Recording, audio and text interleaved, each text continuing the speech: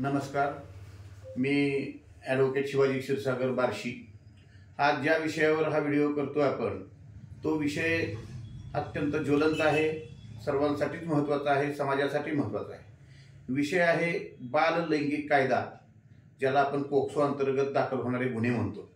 वास्तविक पाहता न्यायप्रविष्ट बाबीबद्दल व्हिडिओ करणं, सोशल मीडियामध्ये प्रकाशित करणं हे चुकीचं आहे, परंतु मी ज्या केसबद्दल बोलतोय त्यातल्या पीडितेला हाताशी धरून किंवा पीडितेला स्वतः काही पत्रकारांना हाताशी धरून एक 7-8 मिनिटाचा व्हिडिओ एका प्रतिष्ठित व्यक्तीच्या विरुद्ध तयार करून जनमानसामध्ये सोशल मीडियामध्ये प्रसिद्धी करण्यासाठी दिला की जेणेकरून त्या प्रतिष्ठित माणसाची प्रतिष्ठा डागाळावी, त्याच्या आबरूचं नुकसान व्हावं। अशा प्रकारचा व्हिडिओ पीडितेनं स्वतःच पब्लिश केल्यामुळं मला प्रत्युत्तर म्हणून किंवा एक त्याला जनतेला समजावं वस्तुस्थिती या दृष्टीनं मला काहीतरी बोलावं वाटायला लागलं। ह्यात झालंय काय की बहुचर्चित केस आहे की बार्शीतील एका लॉज मालकाच्या विरुद्ध एका पीडित मुलीने लैंगिक छळाची तक्रार लातूरमध्ये केली। आता केस काय होती तिच्या म्हणण्याप्रमाणे की 19 मे 2025 रोजी या पीडित मुलीच्या आईनं लातूरच्या MIDC पोलीस स्टेशनमध्ये तक्रार अशी केली की माझी मुलगी 16/5 पासून बेपत्ता आहे। म्हणजे 3 दिवसानं तिनं ही तक्रार नोंदवली, मिसिंगची कंप्लेंट आपण म्हणूया। अशी मिसिंग झाल्यानंतर अचानकपणे 16 जूनला ही मिसिंग झालेली मुलगी ही लातूरच्या पोलीस स्टेशनमध्ये आईला घेऊन गेली आणि काय काय घटना घडल्या ही एक काल्पनिक स्टोरी करून पोलिसांना सांगितली। आता तिनं काय सांगितलं, मला 16 तारखेला एका मुलानं रिक्षामध्ये घातलं आणि तो मुलगा यामध्ये आरोपी नंबर 3 आहे आणि आरोपी नंबर 2 एक दुसरी महिला आहे, त्या महिलेकडं मी नेऊन तिला सोडलं। पुढे काय सांगते ती की त्या महिलेबरोबर मी मुरुड, धाराशिव, येरमाळा इत्यादी ठिकाणी मी फिरले आणि 24 मे पासून 28 मे पर्यंत त्या महिलेनं मला बार्शी येथील एका लॉजमध्ये ठेवलं आणि मला म्हणाली की मी 4 दिवसांनी येते, म्हणजे 28 तारखेला येते। त्यामध्ये दरम्यानच्या काळात 25 तारखेला दुपारी 2 वाजता लॉजच्या मालकानंच माझ्यावर लैंगिक अत्याचार केला, अशा प्रकारची तिनं स्टोरी तयार केली।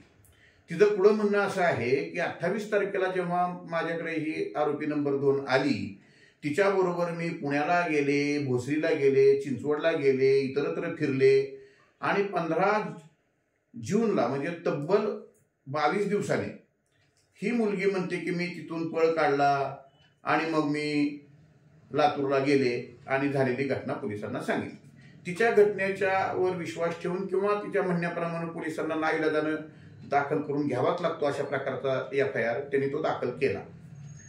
आरोपीला 20 जूनला बार्शी येथे लातूरच्या पोलिसांनी येऊन अटक करून घेऊन गेले। अशा केसमध्ये आरोपी शक्यतो पळून जाण्याचा प्रयत्न करतो किंवा अटकपूर्व जामीनचा प्रयत्न करतो, पण यामध्ये आरोपी हा स्वतः निर्दोष असल्यामुळे त्यानं निर्णय घेतला की आपण या सर्व गोष्टींना खंबीरपणे सामोरे जायचं। पोलिसांच्या तपासाला पूर्ण सहकार्य केलं। त्यानंतर जेव्हा जामीनची वेळ आली त्यावेळी आम्हाला स्वतःला खात्री होती त्या पुरुषाची जी बार्शीतली प्रतिमा आहे, इज्जत आहे, प्रतिष्ठा आहे, यावरून खात्री होती की याच्याकडून असं कुठलंही घाणेरडं कृत्य झालेलं नाही। मग ही केस का केली असावी, तर त्यासाठी आम्ही फिर्यादी तसंच ती पीडित मुलगी, तिचे मामा ह्या लोकांचा कोर्टामध्ये असलेला सहभाग, पूर्वीच्या झालेल्या केसेस ह्याची छाननी केली, तपास केला। तपासामध्ये आम्हाला अत्यंत गंभीर गोष्टी दिसून आल्या की याच मुलीचा वापर करून तिच्याच मामानं पूर्वी एक केस दाखल केलेली होती, ती क-समरीमध्ये केलेली आहे, दाखल झाल्यानंतर गुन्हा निष्पन्न झाला नाही म्हणून क-समरी केली। तसंच या पीडित मुलीची आई हिनं सुद्धा रेपची केस एका व्यक्तीवर केलेली आहे, ती पेंडिंग आहे। म्हणजे हे एक प्रकारे हॅबिच्युअल लोक आहेत की जे ह्या कायद्याचा गैरवापर करून लोकांच्या प्रतिष्ठेवर हल्ले करून ब्लॅकमेल करून पैसे उकळण्याचा प्रयत्न करतात। ही सर्व गोष्ट जी आहे ती आम्ही वेग बोलत नाही, पुराव्याशिवाय बोलत नाही. आम्ही ह्या सर्व गोष्टी कोर्टासमोर पुराव्यानिशी सर्टिफाईड कॉपीनिशी साबित केल्या आणि त्यावर जोर देऊन युक्तिवाद केला आणि यांना कोर्टासमोर उघडं पाडलं. आता ही स्वतःला पीडित म्हणून घेणारी मुलगी काही लहान नाही, 17 वर्षाच्या पुढची आहे, कॉलेज गोईंग गर्ल आहे, नियर टू मेजॉरिटी आहे. मग अशा मुलीला 28 तारखेपासून 16 तारखेपर्यंत वेगवेगळ्या ठिकाणी फिरत असताना स्वतःवरच्या झालेल्या ह्या एवढ्या मोठ्या अन्यायाबद्दल कुठंच का नाही वाच्यता केली, फक्त मला ठार मारण्याची धमकी दिली एवढं म्हणलं की संपलं का? तर तिचा हा खोटेपणा हा निश्चितपणे उघडा पडला आणि म्हणून यातल्या ह्या आरोपी म्हणणाऱ्या ज्या प्रतिष्ठित व्यक्तीला जामीन मिळालेला आहे.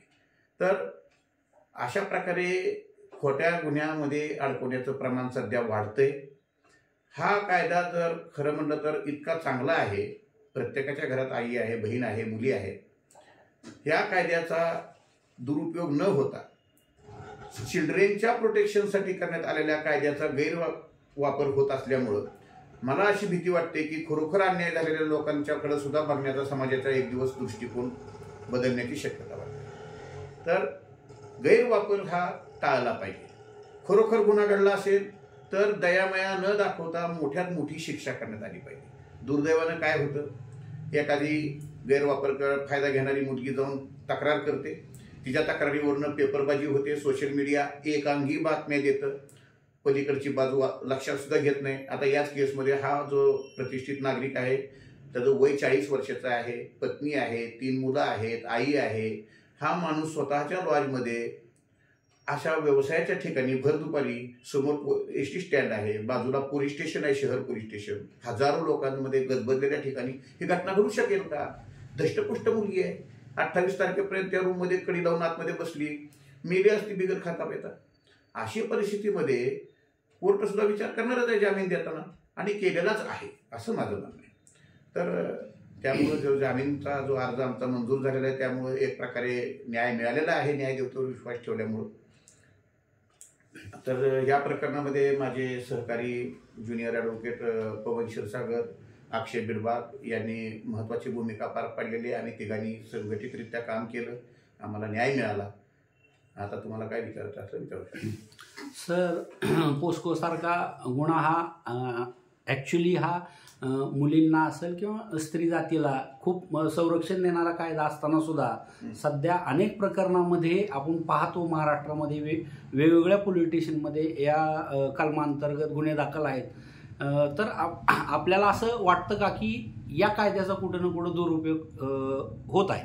आता हा प्रश्न अत्यंत महत्त्वाचा आहे. मी ह्या केसकडे केवळ वकील म्हणून नाही पाहिलं, तर मी स्वतः एक लॉ कॉलेजचा प्राध्यापक म्हणून सुद्धा काम केलेलं आहे आणि वकील हा एक समाजसेवक आहे. तर समाजसेवक या नात्यानं जर बोलायचं झालं तर तुम्ही विचार करा, 2 दिवसाखाली सुप्रीम कोर्टाचं एक जजमेंट आलेलं आहे.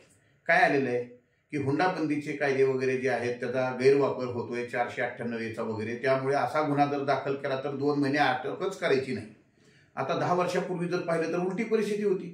केवळ गुन्हा दाखल होणार म्हणेपर्यंत लोकांची धावपळ व्हायची, अटकपूर्व जामीन नाही, लोक घाबरून जायचे. आज काय परिस्थिती झाली, सर्वोच्च न्यायालयाला दखल घ्यावी लागली की याचा गैरवापर होतोय.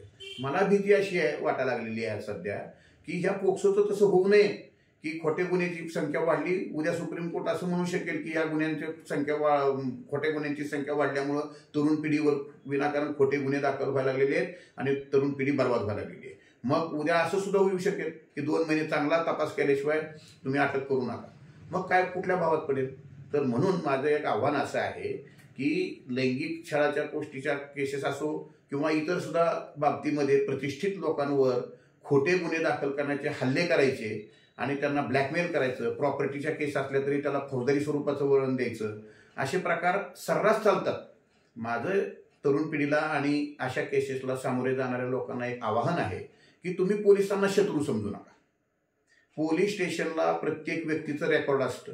कुणी चोर म्हणल्यानं कुणी चोर होत नाही, कुणी दरोडेखोर म्हणल्यानं कुणी दरोडेखोर होत नाही, कुणी बलात्कारी म्हणल्यानं बलात्कारी होत नाही.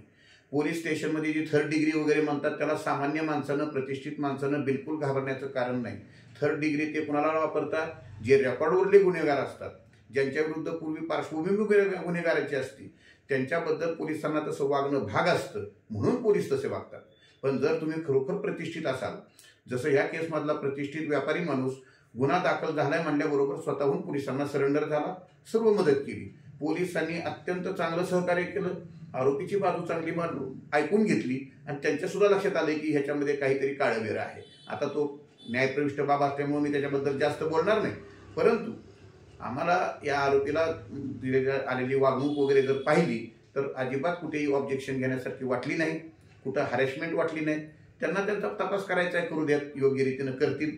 आम्हाला पूर्णपणे न्यायावर विश्वास आहे. आणि माझं स्वतःचं पोलिसांच्याबद्दलचं मत असं आहे की जे प्रतिष्ठित लोक असतात त्यांची प्रतिष्ठा पोलीस स्टेशनला जपली जाते. जर काही असे कुणावर अशी वेळ आली तर माझं आव्हान हेच आहे की पळापळी न करता, अटकपूर्व जामीनसाठी प्रयत्न न करता सरळ पोलीस स्टेशनला जा, तुम्हाला निश्चितपणे न्याय मिळेल. धन्यवाद.